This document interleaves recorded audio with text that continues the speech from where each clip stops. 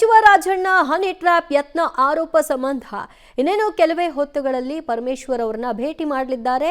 ಈ ಪ್ರಕರಣಕ್ಕೆ ಸಂಬಂಧಪಟ್ಟ ಹಾಗೆ ದೂರನ್ನ ನೀಡಲಿದ್ದಾರೆ. ಗೃಹ ಸಚಿವರಿಗೆ ದೂರು ನೀಡೋದಕ್ಕೆ ರಾಜಣ್ಣ ಅವರು ಕಡೆಗೂ ಮನಸ್ಸು ಮಾಡಿದ್ದಾರೆ. ಪರಮೇಶ್ವರ್ ಅವರನ್ನ ಭೇಟಿ ಮಾಡಿ ಚರ್ಚಿಸಿದ್ದಾರೆ. ರಾಜಣ್ಣ ಅವರು ನೆಲಮಂಗಲದ ಸಿದ್ಧಾರ್ಥ ಕಾಲೇಜಿನಲ್ಲಿ ಇಬ್ರು 1-to-1 ಭೇಟಿ ಮಾಡಿ ಮಾತುಕತೆ ನಡೆಸಿದ್ದಾರೆ. ಬೆಂಗಳೂರಿನ ಸದಾಶಿವನಗರ ನಿವಾಸದಲ್ಲಿ ಭೇಟಿಯಾಗಿ ಚರ್ಚೆಯನ್ನ ನಡೆಸಿದ್ದಾರೆ. ಈಗಾಗಲೇ ಪರಮೇಶ್ವರ್ ಅವರನ್ನು ಕೂಡ ರಾಜಣ್ಣ ಅವರು ಭೇಟಿ ಮಾಡಿದ್ದಾರೆ. ರಾಜಣ್ಣ ಹನಿ ಟ್ರ್ಯಾಪ್ ಯತ್ನ ಆರೋಪ ಸದನದಲ್ಲಿ ಭಾರಿ ಸದ್ದು ಗದ್ದಲಕ್ಕೆ ಕಾರಣವಾಗಿತ್ತು. ಅನಂತರದಲ್ಲಿ ಇಲ್ಲಿವರೆಗೂ ದೂರು ಕೊಡದೆ ವಿಷಯವಾಗೂ ಕೂಡ ಬಹಳಷ್ಟು ಕುತೂಹಲವನ್ನು ಮೂಡಿಸಿತು. ಹೈಕಮಾಂಡ್ ಮತ್ತು ಮುಖ್ಯಮಂತ್ರಿಗಳು, ಪರಮೇಶ್ವರ್ ಎಲ್ಲರೂ ಕೂಡ ಅವರಿಗೆ ದೂರು ಕೊಡಿ, ಅದೇನಾಗುತ್ತೋ ಆಗಲಿ, ಎಲ್ಲವನ್ನು ಫೇಸ್ ಮಾಡಿದ್ರಾಯ್ತು ಅಂತ ಸಲಹೆ ಕೊಟ್ಟಿದ್ದರ ಆಧಾರದ ಮೇಲೆ ಈಗ ಕಡೆಗೆ ರಾಜಣ್ಣ ಅವರು ದೂರು ಕೊಡೋದಕ್ಕೆ ಮನಸ್ಸು ಮಾಡಿದ್ದಾರೆ. ಹೇಗೆ ದೂರು ದಾಖಲಾಗುತ್ತೆ, ಯಾವ ರೀತಿಯ ದೂರನ್ನ ದಾಖಲು ಮಾಡ್ತಾರೆ, ಸದನದಲ್ಲಿ ಪ್ರಸ್ತಾಪವಾದಂತಹ ಅಷ್ಟು ಅಂಶಗಳು ಕೂಡ ದೂರಿನಲ್ಲಿ ಇರುತ್ತಾ ಅನ್ನೋದು ಕುತೂಹಲ. ನಮ್ಮ ಎಲ್ಲ ಮನೆಗಳಲ್ಲಿ CCTV ಇದೆ, ಇದು ರಾಜಣ್ಣ ಅವರ ಸ್ಟೇಟ್ಮೆಂಟ್. ಅವರ ಮನೆಯ ಎಲ್ಲ ಇದರಲ್ಲೂ ಕೂಡ CCTV ಇದೆಯಂತೆ. ಆದರೆ ಸರ್ಕಾರಿ ನಿವಾಸದಲ್ಲಿ ಮಾತ್ರ CCTV ಇಲ್ವಂತೆ. ನಾನು ಸಾಕ್ಷಿ ಎಲ್ಲಿಂದ ತಂದು ಕೊಡ್ಲಿ ಅನ್ನೋದು ಅವರ ಪ್ರಶ್ನೆ. ಬೇರೆ ಕೆಲಸ ಇದ್ದ ಕಾರಣ ದೂರನ್ನ ಕೊಡೋದು ವಿಳಂಬ ಆಯಿತು, ಕೊಡ್ಲಿಕ್ಕೆ ಆಗಿರಲಿಲ್ಲ. ನೆಲಮಂಗಲದಲ್ಲಿ ಪರಮೇಶ್ವರ್ ಅವ್ರನ್ನ ಭೇಟಿ ಮಾಡಿದ್ದೀನಿ, ಈಗ ಈ ಬಗ್ಗೆ ದೂರು ಕೊಡ್ತೀನಿ ಪರಮೇಶ್ವರ್ ಅವ್ರಿಗೆ ಅಂತ ರಾಜಣ್ಣ ಅವರು ಒಂದು ಹೇಳಿಕೆಯನ್ನು ಕೊಟ್ಟಿದ್ದಾರೆ. ಈ ಪಕ್ಷದವರು, ಆ ಪಕ್ಷದವರು, ಇಲ್ಲಿಯವರು, ಕೇಂದ್ರದವರು ಇದ್ದಾರೆ ಅಂತ ಹೇಳಿದ್ದೀನಿ. ಈಗ ಏನಾಗಿದೆ ಉಲ್ಲೇಖ ಮಾಡಿದ್ದ ಅವರೇ ಹೇಳ್ತಾರೆ, ಸಮಾಧಾನ ಕೇಳ್ಬೇಕಷ್ಟೇ. ನಾನು ದೂರು ಕೊಡೋದಕ್ಕೆ ತಯಾರಾಗಿ ದೂರೆಲ್ಲ ತಗೊಂಡು ಬಂದಿದ್ದೆ. ಅವರು ಏನೋ ಇದ್ರದ್ದು ಆಫೀಸಲ್ಲಿ ಬ್ಯುಸಿ ಇದ್ದು ದೂರನ್ನ 4:15ಗೆ ಮನೆ ಹತ್ರ ಬಂದ್ಬಿಡಿ, ಮನೆ ಹತ್ರ ತೊಳ್ತೀನಿ ಅಂತ ಹೇಳೋರು. ಅವ್ರ ಮನೆ ಹತ್ರ ಸದಾಶಿವರ ಮನೆಗೆ 4:30ಗೆ ಬರ್ಲಿಕ್ಕೆ ಹೇಳಿದರೆ ಆಗ ದೂರನ್ನು ಕೊಡ್ತೇನೆ. ಅದು ಕಾಪಿನೇ ಕೊಟ್ಬಿಡ್ತೀನಿ ನಿಮ್ಗೆ. ದಾಖಲೆಗಳು ಅದು ಏನಾಯ್ತು, ನಮ್ದು ತಪ್ಪಿದೆ ಅಂತ ಅನ್ಸುತ್ತೆ. ಜನರಲಿ ನಾವು ನಮ್ಮ ಎಲ್ಲ ಮನೆಗಳಲ್ಲೂ ಕೂಡ ಇದಿದೆ. ಅದೇನು ಕಥೆನೋ ಈ ಗೌರ್ಮೆಂಟ್ ಅಲ್ಲಿ ಡಿಸಿಷನ್ ತಗೊಂಡು ಯಾರು ಮನೆಗಳಿಗೆ CCTVಗಳು ಹಾಕಿಲ್ಲ. ಏನಕ್ಕೆ ಹಾಕಿಲ್ಲ ಗೊತ್ತಿಲ್ಲ. ನಾನು ಇದಾದ್ಮೇಲೆ ಚೆಕ್ ಮಾಡಿದ್ದು. ಆಮೇಲೆ ಏನಪ್ಪಾ ಇದು ಅಂದ್ರೆ, ಇಲ್ಲ ಸರ್ ಯಾರು ಮನೆಗಳಿಗೆ ಹಾಕಲ್ಲ ಸರ್ ಅಂತ. ಸರಿ ಇನ್ನೇನ್ ಮಾಡೋದು ಅಂತ ಹೇಳಿ, that is a labs on our part.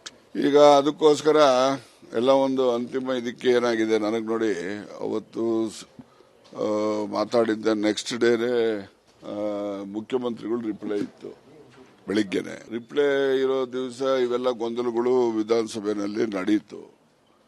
ಆ ನಂತರ ನಾನು ಅವತ್ತೇನೆ ಸೇಮ್ ಡೇ ನನಗೆ 4:30ಗೆ ಇಲ್ಲಿ DC ಬ್ಯಾಂಕ್ ಅಲ್ಲಿ ಬೋರ್ಡ್ ಮೀಟಿಂಗ್ ಇತ್ತು. ಬೋರ್ಡ್ ಮೀಟಿಂಗ್ ನಲ್ಲಿ ನಾವು ನಬಾರ್ಡ್ ಆಫೀಸರ್ಸ್ದು ಮೀಟಿಂಗು ಜೊತೆಲಿತ್ತು. ನಾನು ಇಲ್ಲಿಗೆ ಬರಬೇಕಿತ್ತು. ನಾನು ಅಲ್ಲಿಂದ ಮತ್ತಷ್ಟು ಮಾಹಿತಿ ಪಡೆಯೋಣ ನಮ್ಮ ಪ್ರತಿನಿಧಿ ರವೀಶ್ರಿಂದ. ರವೀಶ್, ಪರಮೇಶ್ವರ್ ಅವರು ದೂರು ಕೊಟ್ಟಿಲ್ಲ ಅಂತಿದ್ರು. ಈ ಕೊಡೋಕೆ ಹೋದ್ರೆ ಅಲ್ಲಿ ಬನ್ನಿ, ಅಲ್ಲಿ ತಗೋತೀನಿ ಅಂತ ಯಾಕೆ ತಡ ಮಾಡ್ತಾ ಇದ್ದಾರೆ? ಇನ್ನೊಂದು, ಸರ್ಕಾರಿ ನಿವಾಸದಲ್ಲಿ CCTV ಇಲ್ಲ ಅಂತಿದ್ದಾರೆ. ಇದು ನಂಬಲು ಅಸಾಧ್ಯವಾದಂತಹ ವಿಷಯ. ಎಲ್ಲ ಕಡೆ ಹದ್ದಿನ ಕಣ್ಣು ಅಂತಾರೆ. ಸರ್ಕಾರಿ ನಿವಾಸದಲ್ಲೇ ಇಲ್ವಾ ಹದ್ದಿನ ಕಣ್ಣು? ದಿವ್ಯ, ಪ್ರಮುಖವಾಗಿ ಪರಮೇಶ್ವರ್ ಅವರು ದೂರನ್ನ ಇಲ್ಲಿ ಬೆಂಗಳೂರಿನಲ್ಲಿ ತಗೊಳ್ಳೋದಕ್ಕೆ ಕಾರಣಗಳು ಬೇರೆ ಬೇರೆ ರೀತಿ ಕೊಡ್ತಾ ಇದ್ದಾರೆ. ಯಾಕೆಂದರೆ ಅವರು ಪರಮೇಶ್ವರ್ ಅವರು ಅವರ ಕಾಲೇಜಿಗೆ ಸಂಬಂಧಪಟ್ಟಂಥ ಒಂದು ಇದಕ್ಕೆ ಅಲ್ಲಿ ಹೋಗಿದ್ರು. ಅದು ಖಾಸಗಿಯಾಗಿರ್ತಕ್ಕಂಥ ಒಂದು ಭೇಟಿ. ಇಂಥ ಸಂದರ್ಭದಲ್ಲಿ ದೂರನ್ನು ಅಲ್ಲಿ ತೆಗೆದುಕೊಂಡ್ರೆ ಅದು ಬೇರೆ ಬೇರೆ ರೀತಿಯ ಟರ್ನ್ ತೆಗೆದುಕೊಳ್ಬೋದು ಅನ್ನೋ ಅರಿವು ಕೂಡ ಪರಮೇಶ್ವರ್ ಇದೆ. ಆ ಕಾರಣಕ್ಕೋಸ್ಕರವಾಗಿ ಸದಾಶಿವನಗರಕ್ಕೆ ಬನ್ನಿ ಅಂತ ಹೇಳಿರ್ತಕ್ಕಂಥದ್ದು. ಇಲ್ಲೂ ಕೂಡ ಸದಾಶಿವನಗರದ ಆ ಒಂದು ಖಾಸಗಿ ನಿವಾಸಕ್ಕೆ ಬೇಡ ಅಥವಾ ಸರ್ಕಾರಿ ನಿವಾಸದಲ್ಲೇ ಆ ಒಂದನ್ನು ದೂರನ್ನು ಸ್ವೀಕಾರ ಮಾಡ್ತೀವಿ ಅನ್ನೋ ಸಂದೇಶವನ್ನು ಕೂಡ ಈಗಾಗಲೇ ಕಳಿಸಿದ್ದಾರೆ ಅಂತ ಹೇಳಲಾಗ್ತಾ ಇದೆ.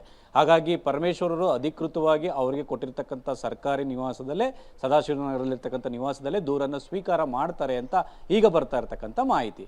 ಅಂದರೆ ಒಟ್ಟಾರೆಯಾಗಿ ದೂರನ್ನು ಕೊಡೋದಕ್ಕೆ ರಾಜಣ್ಣ ಅವರು ಲೇಟ್ ಮಾಡಿದ್ದಾರೆ. ಕಡೆಗೂ ಕೂಡ ಇವತ್ತು ದೂರು ಕೊಡ್ತಾ ಇದ್ದಾರೆ. ಅದನ್ನು ಸ್ವೀಕಾರ ಮಾಡ್ತಾರೆ. ಸ್ವೀಕಾರ ಮಾಡಿದ ಬಳಿಕ ಯಾವ ತನಿಖೆ ಅನ್ನೋದನ್ನು ಪರಮೇಶ್ವರ್ ಅವರು ಘೋಷಣೆ ಮಾಡುವಂಥ ಸಾಧ್ಯತೆ ಇದೆ.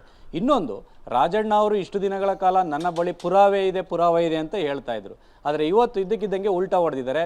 ಇಲ್ಲ, ನನ್ನ ಬಳಿ ಯಾವುದೇ ರೀತಿಯ ಸಾಕ್ಷಿ ಇಲ್ಲ, ನಾನು ಯಾರನ್ನ ಪಿಕ್ ಮಾಡಲಿ ಹೇಳಿ ನಾನು ಅಪರಿಚಿತರು ಅಂತ ದೂರನ್ನು ಕೊಡ್ತೇನೆ ಅಂತ ಹೇಳ್ತಾರೆ. ಇನ್ನೊಂದು, ಒಬ್ಬ ಮಂತ್ರಿಯ ಸರ್ಕಾರಿ ನಿವಾಸದಲ್ಲಿ CCTV ಇಲ್ಲ ಅಂದರೆ ಇದು ಯಾರ ಆಡಳಿತದ ವೈಫಲ್ಯ ಅನ್ನೋದನ್ನು ಕೂಡ ನಾವು ಪ್ರಶ್ನೆ ಮಾಡಬೇಕಾಗುತ್ತೆ. ಯಾಕೆಂದರೆ ಒಬ್ಬ ಮಂತ್ರಿ ಮನೆಯಲ್ಲೇ ಈ ರೀತಿ ಏನೆಲ್ಲ ಆಗುತ್ತೆ ಅನ್ನೋದು ಕೂಡ ಗೊತ್ತಿರುತ್ತೆ. ಹಾಗಾಗಿ ಮಂತ್ರಿ ಮನೆ ಮತ್ತು ಮನೆ ರೋಡಲ್ಲಿ CCTV ಇಲ್ಲ ಅಂದರೆ ನಿಜಕ್ಕೂ ಕೂಡ ಇದು ಆಡಳಿತದ ವೈಖರಿಗೆ ಹಿಡಿದ ಕನ್ನಡಿಯೋ ಅಥವಾ ಏನು ಅನ್ನೋದು ಕೂಡ ಪ್ರಶ್ನೆ ಮಾಡಬೇಕಾಗತ್ತೆ. ಹಾಗಾಗಿ ರಾಜಣ್ಣ ಅವರು ಆ ವಿಚಾರ ಹೇಳಿದರೆ ನನ್ನ ಮನೆಯಲ್ಲಿ ಸರ್ಕಾರಿ ನಿವಾಸದಲ್ಲಿ CCTV ಇಲ್ಲ ಅಂತ. ಹಾಗಾಗಿ ಅಲ್ಲೂ ಕೂಡ ಸಾಕ್ಷಿಗಳಿಲ್ಲ ಅನ್ನೋದಾಯಿತು. ಅಂದರೆ ಈ ಒಂದು ದೂರನ್ನು ಯಾರ ಮೇಲೂ ಕೊಡದೆ ಅಪರಿಚಿತರು ಬಂದಿದ್ರು. ಈಗ ಇಬ್ಬರು ಯುವಕರು, ಒಂದು ಬ್ಲೂ ಜೀನ್ಸ್ ಲೇಡಿ ಯುವತಿ ಮತ್ತು ಇನ್ನೊಬ್ಬರು ಲೇಡಿ ಲಾಯರ್ ಅಂತ ಈ ರೀತಿಯ ವಿಚಾರಗಳನ್ನು ಆ ಒಂದು ರಾಜಣ್ಣ ಅವರು ಹೇಳ್ತಾ ಇದ್ದಾರೆ. ಹಾಗಾಗಿ ದೂರಿನಲ್ಲಿ ಏನೆಲ್ಲ ಅಂಶಗಳನ್ನು ಉಲ್ಲೇಖ ಮಾಡ್ತಾರೆ ಅನ್ನೋ ಆಧಾರದ ಮೇಲೆ ತನಿಖೆಯ ಸ್ವರೂಪವೂ ಕೂಡ ನಿರ್ಧಾರ ಆಗುತ್ತಾ ಅನ್ನೋದು ಕೂಡ ಕಾದು ನೋಡಬೇಕಾಗುತ್ತೆ. ಒಂದಂತೂ ಸತ್ಯ, ರಾಜಣ್ಣ ಅವರು ಪ್ರಸ್ತಾಪ ಮಾಡಾಗಿದೆ. ಈಗ ಅದರಿಂದ ತಪ್ಪಿಸ್ಕೊಳ್ಳೋಂಗಾಗಿಲ್ಲ.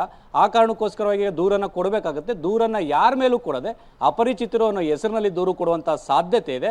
ಹಾಗಾಗಿ ಸಾಕಷ್ಟು ಕುತೂಹಲ ಇರತಕ್ಕಂಥದ್ದು ದೂರಿನಲ್ಲಿ ಏನೆಲ್ಲ ಉಲ್ಲೇಖ ಮಾಡಿರ್ತಾರೆ ಅನ್ನೋ ಆಧಾರದ ಮೇಲೆ ತನಿಖೆಯ ಸ್ವರೂಪವನ್ನು ಮುಖ್ಯಮಂತ್ರಿಗಳು ಮತ್ತು ಗೃಹ ಸಚಿವರು ನಿರ್ಧಾರ ಮಾಡುವಂಥ ಚಾನ್ಸಸ್ ಜಾಸ್ತಿ ಇರುತ್ತೆ. ದಿವ್ಯಾ, ಥ್ಯಾಂಕ್ ಯು ರವೀಶ್ ನಿಮ್ಮೆಲ್ಲ ಮಾಹಿತಿಗೆ. ಆಕ್ಸಿಡೆಂಟಲ್ ಇನ್ಸಿಡೆಂಟ್ಸ್ ಆದರೆ ಆ ಸಂದರ್ಭಕ್ಕೆ ಏನು ಎತ್ತ ಅನ್ನೋದು ಫ್ಲ್ಯಾಶ್ ಆಗಲ್ಲ, ಏನು ಮಾಡಬೇಕು ಅನ್ನೋದು ಗೊತ್ತಾಗಲ್ಲ. ಬಟ್ ಇವರೇ ಹೇಳ್ತಾರೆ, ಇವರ ಪುತ್ರ ಕೂಡ ಹೇಳ್ತಾರೆ, ಎರಡೆರಡು ಬಾರಿ ಈ ರೀತಿಯ ಪ್ರಯತ್ನ ಆಗಿತ್ತು ಅಂತ.